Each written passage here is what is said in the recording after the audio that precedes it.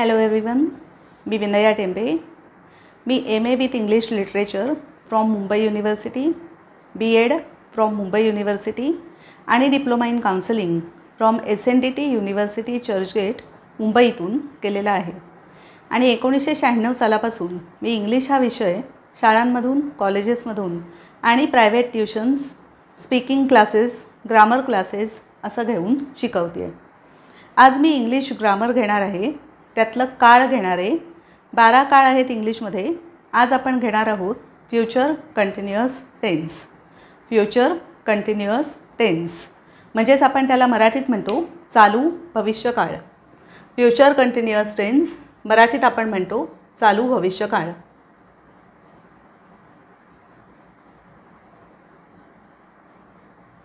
Future continuous tense म्हणजेच चालू भविष्यकाळ. आज आपण त्याचे उपयोग बघणार आहोत. त्याचप्रमाणे आपण स्ट्रक्चर म्हणजे त्याची रचना बघणार आहोत आणि एक्झाम्पल्सवरून मी ते एक्सप्लेन करणार आहे. युजेस म्हणजे उपयोग, आणि स्ट्रक्चर म्हणजे रचना. करूया सुरुवात. युजेस. पहिला उपयोग, for an action going on in future. For an action going on in future म्हणजे फ्युचरमध्ये भविष्यात एखादी क्रिया जेव्हा चालू असते तेव्हा आपण वाक्य फ्युचर कंटिन्युअस टेन्समध्ये बनवतो. आज हा व्हिडिओ तुम्ही शेवटपर्यंत निश्चित पहा, कारण हे सगळं मी मराठीतून एक्सप्लेन करते आहे आणि मराठी मी बोर्डवर लिहिलं नाही आहे. त्यामुळे व्हिडिओ पूर्ण पहा. सगळं निश्चित तुम्हाला स्पष्टपणे समजेल की हा काळ कधी वापरायचा आणि केव्हा वापरायचा. आता हे फक्त व्याकरण आहे असं म्हणून सोडून देऊ नका. व्याकरण हे खूप महत्त्वाचा पाया असतो जेव्हा आपल्याला इंग्लिशमधून बोलायचं असतं आणि त्यामुळे व्याकरण स्पष्ट असायलाच हवं प्रत्येकाला. आणि म्हणून हा व्हिडिओ प्रत्येकासाठी उपयोगाचा आहे. फक्त विद्यार्थ्यांसाठीच उपयोगाचा आहे असं नाही आहे. ओके, म्हणून सगळ्यांनी पहा आणि व्हिडिओ शेवटपर्यंत पहा. खूप महत्त्वाचं आहे ते, कारण शेवटी मी ॲज युजल टिप्स आणि ट्रिक्ससुद्धा सांगत असते. म्हणून व्हिडिओ नक्की शेवटपर्यंत पहा. तर हा पहिला उपयोग की भविष्यात जेव्हा ॲक्शन एखादी क्रिया चालू असते तेव्हा आपण ते वाक्य किंवा ती ॲक्शन फ्युचर कंटिन्युअस टेन्समध्ये वापरतो. कसं बनवतो? I will be travelling by a plane this time tomorrow. I will be travelling by a plane this time tomorrow. मराठीत अर्थ काय? आय म्हणजे मी, विल बी ट्रॅव्हलिंग, ट्रॅव्हल म्हणजे प्रवास करणं. विल बी का वापरलं आहे? कारण हा भविष्यकाळ आहे. मी प्रवास करत असेन. बाय अ प्लेन, प्लेन म्हणजे एरोप्लेन, विमानाने प्रवास करत असेन. धिस टाईम या वेळेला, टुमॉरो उद्या या वेळेला मी विमानाने प्रवास करत असेन.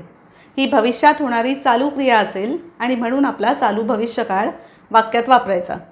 आता चालू भविष्यकाळ वापरायचा ह्याचा अर्थ काय? तर हे जे स्ट्रक्चर आहे, स्ट्रक्चर म्हणजे रचना सांगते लगेचच. आय म्हणजे सब्जेक्ट म्हणजे मराठीत आपण म्हणतो कर्ता. नेहमीच इंग्लिशमध्ये कर्ता पहिला घेतला. विल किंवा शल घ्यायचं. आय शल पण म्हणू शकतो आपण किंवा आय विल पण म्हणू शकतो. शल किंवा विल फक्त आय आणि वी असेल तेव्हाच शल बी म्हणता येतं.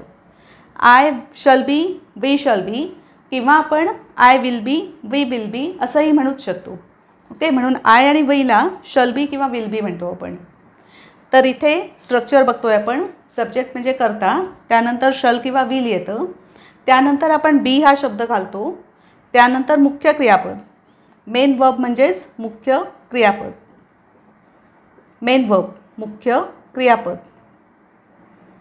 ओके, त्या मुख्य क्रियापदाला आपण ING हा प्रत्यय लावायचा आणि ऑब्जेक्ट म्हणजे कर्म किंवा इतर जे काही असेल ते, म्हणून इत्यादी. कर्मच येतं असं नाही, काही वेगळ्या पण गोष्टी येतात, म्हणून इत्यादी. ही रचना आपली कायम ठेवायची फ्युचर कंटिन्युअस टेन्ससाठी. जेव्हा ही रचना आपण करतो तेव्हा आपण काय दर्शवतो वाक्यांमधून? तो हा पहिला उपयोग की एखादी क्रिया जी भविष्यात चालू असणार आहे ती क्रिया आपल्याला सांगायची असेल तर आपण वाक्य ह्या काळात बनवायचं. आणि ह्या काळात बनवायचं म्हणजे अशी रचना करायची वाक्याची थोडक्यात.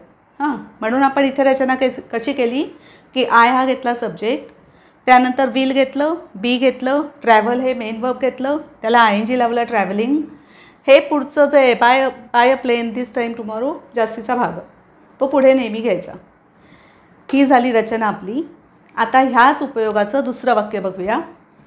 He will be watching T V tomorrow at this time. He will be watching T V tomorrow at this time. आता ही हा झाला सब्जेक्ट म्हणजे करता. परत आपण विल घेतलं, बी घेतलं, वॉच मुख्य क्रियापद, त्याला आपण आय एन जी लावलं, वॉचिंग केलं. टी व्ही हे इथे ऑब्जेक्ट म्हणजे कर्म आहे. ही जास्तीची माहिती आहे. टुमॉरो म्हणजे उद्या, ॲट धिस टाईम या वेळेला. ही म्हणजे तो उद्या या वेळेला टी व्ही बघत असेल. ओके, साधं सोपं वाक्य आहे. तो उद्या या वेळेला टी व्ही बघत असेल. अशी ही 2 वाक्य आपण बघितली पहिल्या उपयोगाची. आता दुसरा उपयोग म्हणजे हे वाक्य किंवा हा काळ आपण आणखी कधी वापरू शकतो तर for future planned actions. For future planned actions. Future म्हणजे भविष्यातल्या, प्लॅन्ड ऑलरेडी ठरवलेल्या अशा क्रिया असतात त्या. म्हणजे भविष्यात आपण एखादी गोष्ट ठरवलेली असते की असं असं मी करणार आहे. ती जी ठरवलेली क्रिया असते ती आपण ह्या काळात सांगू शकतो. आता ह्या काळात सांगायची म्हणजे वाक्य त्यानुसार बनवायचं. पहिलं वाक्य they will be getting married next week. मराठी आधी सांगते. दे म्हणजे ते, विल बी गेटिंग मॅरिड त्यांचं लग्न होणार असेल, नेक्स्ट वीक पुढच्या आठवड्यात, पुढच्या आठवड्यात त्यांचं लग्न होणार आहे किंवा लग्न होणार असेल. हां, ही गोष्ट आधीच ठरलेली असते, लग्न होणार आहे, पुढच्या आठवड्यात करायचं आहे, आधी ठरलेली क्रिया आहे आणि ती आपल्याला सांगायची आहे पुढे भविष्यात चालू असेल अशा पद्धतीने.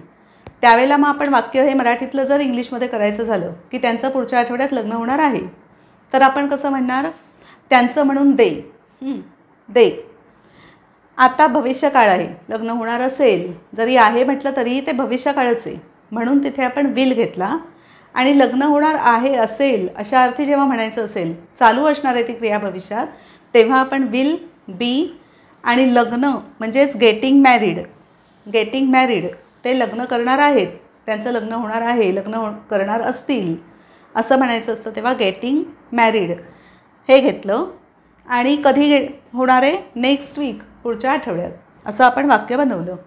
दे will be getting married next week. तसंच पुढचं दुसरं उदाहरण यासाठी, I will be staying in this hotel till next Friday. I will be staying in this hotel till next Friday. आता समजा असं असेल की ह्या हॉटेलमध्येच मी पुढच्या शुक्रवारपर्यंत राहणार आहे, राहणार असेन म्हणूया फार तर भविष्यकाळी म्हणून. आहे म्हटलं तरी अर्थ भविष्यकाळीच आहे. म्हणून भविष्यकाळात पुढच्या शुक्रवारपर्यंत मी ह्याच हॉटेलमध्ये राहणार असेल. आता ही क्रिया चालू असणार आहे, भविष्यात चालू असणार आहे म्हणून आपल्याला वाक्य जेव्हा इंग्लिशमध्ये बनवायचं आहे तेव्हा ह्या काळातून बनवायचं. कसं बनवायचं, रचनेनुसार. मी राहणार आहे, करता पहिला म्हणून आय घेतला. कंटिन्युअस क्रिया असणार आहे म्हणजे चालू असणार आहे भविष्यकाळातली म्हणून हे ग्रामर असं म्हणजे वर्ब क्रियापद अशा पद्धतीने घ्यायचं. आय नंतर शल घेऊ शकतो किंवा विल घेऊ शकतो, आय शल किंवा आय विल. बी राहणार आहे म्हणजेच मेन वर्ब असणार आहे स्टे, त्या स्टेला आपण लावणार आहोत आय एन जी म्हणून झालं स्टेईंग. आणि ऑब्जेक्ट किंवा एक्सेट्रा इत्यादी जास्तीचा भाग जो असेल तो पुढे लावायचा. आय विल बी स्टेईंग, कुठे राहणार आहे, या हॉटेलमध्ये म्हणून आपण लिहिलं इन धिस हॉटेल. हॉटेलमध्ये म्हणून इन, या हॉटेलमध्ये म्हणून धिस, या म्हणजे धिस आणि हॉटेल. टिल पर्यंत म्हणून टिल. पुढचा शुक्रवार, पुढचा म्हणजे नेक्स्ट, शुक्रवार म्हणजे फ्रायडे, टिल नेक्स्ट फ्रायडे. असं आपण वाक्य बनवायचं ह्या काळात जेव्हा आपल्याला पुढच्या भविष्यातली क्रिया चालू आहे असं सांगायचं असेल तेव्हा. Okay, I will be staying in this hotel till next Friday. पहिला उपयोग. हा दुसरा उपयोग. रचना पण सांगितली मी आणि ही टिप पण सांगितली. I will be, I shall be, we will be, we shall be, दोन्ही बरोबर आहे. एकूण 7 प्रोनाउन्स इंग्लिशमध्ये मुख्य आहेत. I, he, she, it, they, you आणि we. I, he, she, it, they, we, you. ही 7 काय आहेत इंग्लिशमधली? प्रोनाउन्स म्हणजे सर्वनामं आहेत. आय आणि वी या दोघांनाच फक्त शल बी आपण लावू शकतो ह्या काळात.